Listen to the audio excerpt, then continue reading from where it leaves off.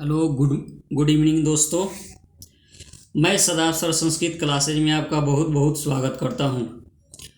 आइए हम लोग द्वादश पाठ यानी कि 12 पाठ का ऑब्जेक्टिव क्वेश्चन करने वाले हैं। कुछ इंपॉर्टेंट ऑब्जेक्टिव क्वेश्चन है, इसको हम लोग करने वाले हैं। पाठ का नाम है कर्णस्य दान वीरता। देखिए इसमें सबसे पहला क्वेश्चन मैं इसमें करूंगा आपसे कि दानवीर कौन है। फर्स्ट क्वेश्चन है दानवीर कौन है, आंसर हो जाएगा आपका कर्ण। ठीक है, दानवीर कौन है तो दानवीर कर्ण है। पाठ से ही क्वेश्चन पूछा जा सकता है आपका, दानवीर कौन है तो दानवीर कर्ण है। आइए फर्स्ट क्वेश्चन को देख लेते हैं। इसका फर्स्ट क्वेश्चन है कर्णस्य दानवीरता पाठस्य रचयिता कः अस्ति। कर्ण के दानवीरता पाठ के रचयिता कौन है, तो कर्ण के दानवीरता पाठ के रचयिता कौन है, आंसर हो जाएगा हमारा ए नंबर भासः।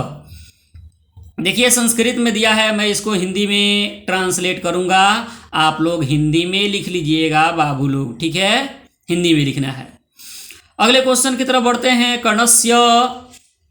कर्ण के दानवीरता पाठः कुतः संकलितः।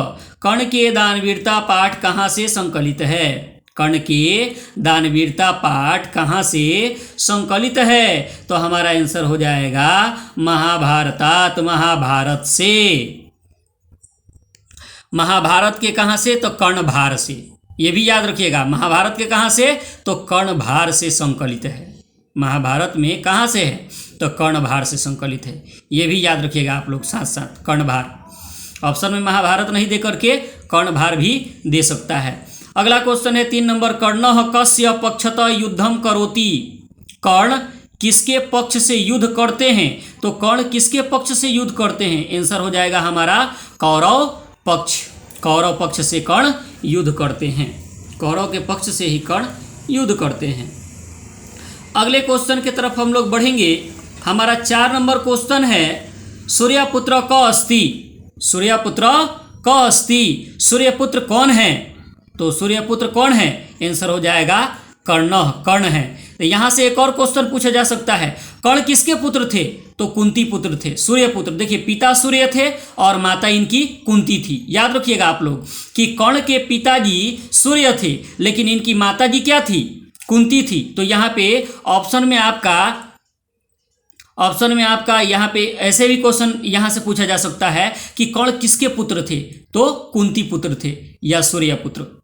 कुंती पुत्र या सूर्य पुत्र जो देगा उसमें टिक आउट कर देना है, लेकिन ज़्यादातर कुंती पुत्र ही पूछा जा सकता है। आपके बुक में कुंती पुत्र दिया है कर्ण, कुंती पुत्र कर्ण ऐसे दिया है, तो कुंती पुत्र थे। कर्ण किसके पुत्र थे तो कुंती के पुत्र थे। अगले क्वेश्चन की तरफ बढ़ते हैं। महतराम भिक्षाम याचे, यानी बहुत बड़ी भिक्षा मांगूंगा, यह किसकी युक्ति है। बहुत बड़ी भिक्षा मांगूंगा यह किसकी उक्ति है, तो हमारा आंसर हो जाएगा सी नंबर शक्र की, यानी कि इंद्र भगवान। इंद्र भगवान ने कहा था कि महतराम भिक्षाम याचे, बहुत बड़ी भिक्षा मांगूंगा, इंद्र ने कहा था। शक्र पर्यायवाची शब्द है, शक्र इंद्र का पर्यायवाची शब्द है। ठीक है, अगला क्वेश्चन है सर्वप्रथमः कर्णः किम ददाति। सर्वप्रथम कर्ण क्या देते हैं, तो सर्वप्रथम कर्ण देते हैं सालंकारम गोसहस्रम, यानी आभूषण और 1000 गाय। आभूषण और 1000 गाय। तो यहीं से अगला क्वेश्चन आप लोग याद रखिएगा कि दूसरे बार कर्ण क्या देने की इच्छा प्रकट करते हैं, तो दूसरे बार कर्ण घोड़ा देने की इच्छा प्रकट करते हैं। अगला क्वेश्चन, तीसरे बार कर्ण क्या देने की इच्छा प्रकट करते हैं, तो तीसरे बार कर्ण हाथियों का झुंड देने की इच्छा प्रकट करते हैं। यहाँ से आप लोग क्वेश्चन याद रखिएगा कि कर्ण पहली बार क्या देने की इच्छा प्रकट करते हैं, तो 1000 गाय आभूषणों के साथ। कर्ण दूसरी बार क्या देने की इच्छा प्रकट करते हैं, तो वाजिन, वाज हर्षजीन, वाजिन, वाजिन माने होता है घोड़ा। कर्ण तीसरे बार क्या देने की इच्छा प्रकट करते हैं, तो कर्ण तीसरे बार वारान, वारान माने होता है हाथी, वारान का मतलब होता है हाथी। कर्ण तीसरे बार हाथी देने की इच्छा प्रकट करते हैं। और कर्ण चौथे बार क्या देने की इच्छा प्रकट करते हैं, तो अपर्याप्त कनक, अपर्याप्त कनक यानी कि अपर्याप्त सोना। चौथे बार कर्ण अपर्याप्त सोना देने की इच्छा प्रकट करते हैं और 5वीं बार तो कहते हैं कि मेरा सिर ले लीजिए। तो बेचारे सॉरी 5वें बार नहीं, 5वें बार ये अपने द्वारा जीते हुए पृथ्वी को देना चाहते हैं, और 6ठे बार अग्निफलम और यज्ञ फल देना चाहते हैं, और 7वें बार ये कहते हैं कि मेरा सिर ले लीजिए, और 8वें बार में बेचारा कर्ण कवच और कुंडल अपना दे देते हैं। ठीक है, ये सब बात पर आप लोग ध्यान रखिएगा, ये सब बात आपको कोई नहीं बताएगा, इसको ध्यान में रखिएगा। ठीक है, चलिए अगले क्वेश्चन की तरफ बढ़ते हैं। अगला क्वेश्चन है कर्णः कह कवचम कुंडले च ददाति, कर्ण किसको कवच और कुंडल दे देते हैं? तो इंद्रम, इंद्र को, या यहीं पे दिया जा सकता है शक्र, इंद्र या शक्र। देखिए शक्र माने भी इंद्र होता है, इंद्र माने भी इंद्र होता है। अगले क्वेश्चन की तरफ हम लोग बढ़ते हैं। अगला हमारा क्वेश्चन 8 नंबर, आइए देख लेते हैं 8 नंबर क्वेश्चन को। सूर्य इव चंद्र इव हिमवान इव सागर इव तिष्ठतु ते यशः इति कह कथितवान। कहा जा रहा सूर्य के समान, चंद्रमा के समान, हिम के समान, सागर के समान तुम्हारा यश हो, ऐसा किसने कहा, किसके द्वारा कहा गया? तो इंद्र के द्वारा कहा गया कि सूर्य के समान, चंद्रमा के समान, सागर के समान, पर्वत के समान तुम्हारा दुनिया में नाम हो ना। 9 नंबर क्वेश्चन है काल पर्यात कह क्षयम भवति, काल यानी समय परिवर्तन के साथ का क्षयम भवति, किसका क्षय हो जाता है? समय परिवर्तन से किसका क्षय हो जाता है? तो शिक्षा का क्षय हो जाता है। आंसर हमारा हो जाएगा ए नंबर। 10 नंबर क्वेश्चन है कर्णभारम नाटकम कस्य रचना अस्ति, कर्णभार नाटक किसकी रचना है? तो कर्णभार नाटक किसकी रचना है? भासस्य, भास की रचना है, और अति सरल अभिनय है। कर्णभार नाटक जो है अति सरल अभिनय है, बहुत ही सरल नाटक है, अति सरल अभिनय है। आइए हम लोग अब बुक का क्वेश्चन आंसर कर लेते हैं। अब देखिए बुक में भी संस्कृत में दिया है क्वेश्चन, मैं हिंदी में इसको ट्रांसलेट करूंगा और आप लोग हिंदी में लिख लीजिएगा।